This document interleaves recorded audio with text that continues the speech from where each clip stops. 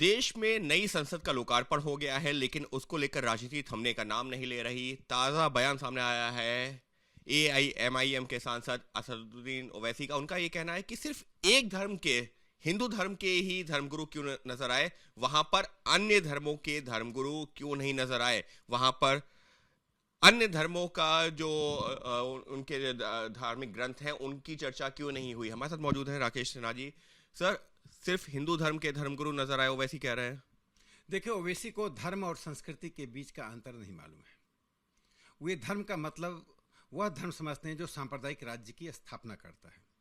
भारत के कल का कार्यक्रम भारत की संस्कृति पर आधारित परंपराओं के अनुसार किया गया और उन सांस्कृतिक परंपरा से यदि ओवैसी या उनके समुदाय के लोग मिश्रित नहीं होते हैं, वे अब भी अपने आप को अरब का और बाहर से आने वाले समझते हैं। अपनी संस्कृति को, अपने संप्रदाय को, अपने सामाजिक जीवन को अगर मुख्य धारा से अलग रखते हैं तो इसमें दोष उनका है, भारतीय समाज का नहीं है। भारत का जन्म ओवैसी जिस समुदाय या संप्रदाय के हैं उसके आने के बाद नहीं हुआ, उससे नहीं हुआ। भारत की संस्कृति और सभ्यता 10,000 साल पुरानी है। उस यात्रा में वे शामिल हैं, वे सहयात्री बन रहे हैं। वो मैं कहता हूँ यात्री बने। इसलिए ओवैसी की जो आलोचना है बेबुनियाद आलोचना है।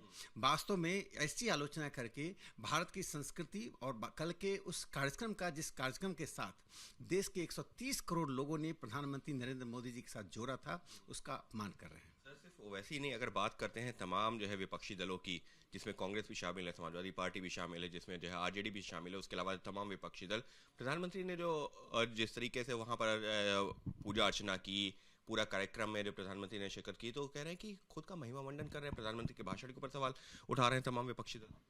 देखिए, कल के प्रधानमंत्री जी का भाषण एक बहुत ही वैशिष्ट के साथ था, जिसमें उन्होंने भारत के लोकतंत्र की प्राचीनता, उस प्राचीनता को उन्होंने वैदिक युग से लेकर आज तक भारत की संस्कृति की वैशिष्ट, जिसमें विविधता है, जिसमें वास्तु भी है, विरासत भी है, इसके साथ साथ उन्होंने एक औपनिवेशिक दबाव और औपनिवेशिक प्रभाव जो भारत के मन मानसिकता पर रही है कांग्रेस के शासन काल में और जिससे वे ग्रसित हैं, उसका उन्होंने एक खुले रूप से और तथ्य तर्क के साथ रखा। कल का भाषण दुनिया के 2 बड़े भाषणों के समानांतर है।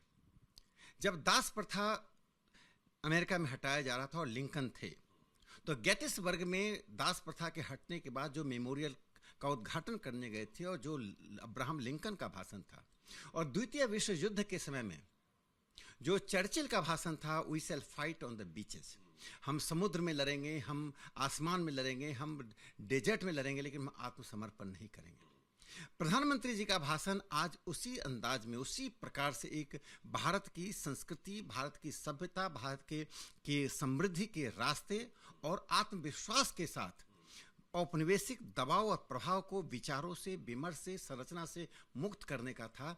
कल इसने देश के पूरे विमर्श को बदल दिया और देश के लोगों के मन में जो कलेक्टिव कॉन्शियस में, जिसको कहते हैं एक सामूहिक चेतना में लोगों की जो भावना थी, उससे प्रधानमंत्री जी ने जमीन पर लाने का काम किया। सबके बीच में जो ट्वीट्स आए हैं, फिर चाहे वो कांग्रेस का हो जिसमें नेहरू जी की एक बड़ी तस्वीर और प्रधानमंत्री नरेंद्र मोदी की छोटी तस्वीर दिखाई गई, या फिर आरजेडी की तरफ से हो जिसमें एक ताबूत और जो है नई संसद बिल्डिंग, या इस तरीके के तमाम बयान, विपक्ष कह रहा है कि जो है लोकतंत्र की हत्या की गई, विपक्षी आवाज पूरी तरह से दबा दी गई, इस तरीके के लगातार आरोप। देखिए, जो लोग जनादेश को ही नहीं मानते हैं, जब वे जीतते हैं तो ईवीएम ठीक होता है, तब लोकतंत्र देश में रहता है।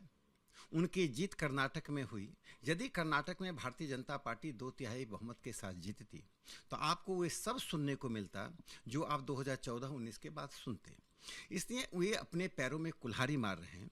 प्रधानमंत्री जी का चित्र नहीं भी रखें, नरेंद्र मोदी जी देश के दिल में बस चुके हैं। उनको अब किसी चित्र, मूर्ति और प्रशंसा और महिमा मंडन की आवश्यकता नहीं है। देश की जनता उनको भारत की नई नियति के लिए सामने देखती है। उनके शब्दों से देश की जनता उत्प्रेरित होती है, उनके कदम बढ़ाने से देश की जनता उनके साथ चलती है। इसलिए देश और देश के बाहर जब प्रधानमंत्री जी जाते हैं, जो उनको शोहरत मिलती है, अमेरिका का राष्ट्रपति बाइडेन उनके पीछे आते हैं, पुतिन उनकी महत्ता को समझते हैं। अब राहुल गांधी और तेजस्वी यादव उनकी महत्ता को नहीं समझते हैं, तो वो अपने बुद्धि और विवेक पर एक बार आत्मालोचन करें। साफ तौर पर विपक्ष भले ही राजनीति कर रहा हो, लेकिन ये सिर्फ किसी एक पार्टी के प्रधानमंत्री नहीं बल्कि देश के प्रधानमंत्री हैं। देश की जनता का उन पर भरोसा है और ये संसद भवन सिर्फ किसी एक पार्टी का नहीं बल्कि जो है देश का है। और प्रधानमंत्री का जो भाषण है वो लिंकन और चर्चिल के जो है से तुलना कर रहे हैं। साफ तौर पर राकेश राव का ये कहना है कि अपने आप में एक ऐतिहासिक भाषण है, एक ऐसा भाषण जिसका दशकों तक जिसकी चर्चा होगी। सहयोगी कैमरा पर्सन निखिल के साथ अंकित गुप्ता, एबीपी न्यूज़, दिल्ली।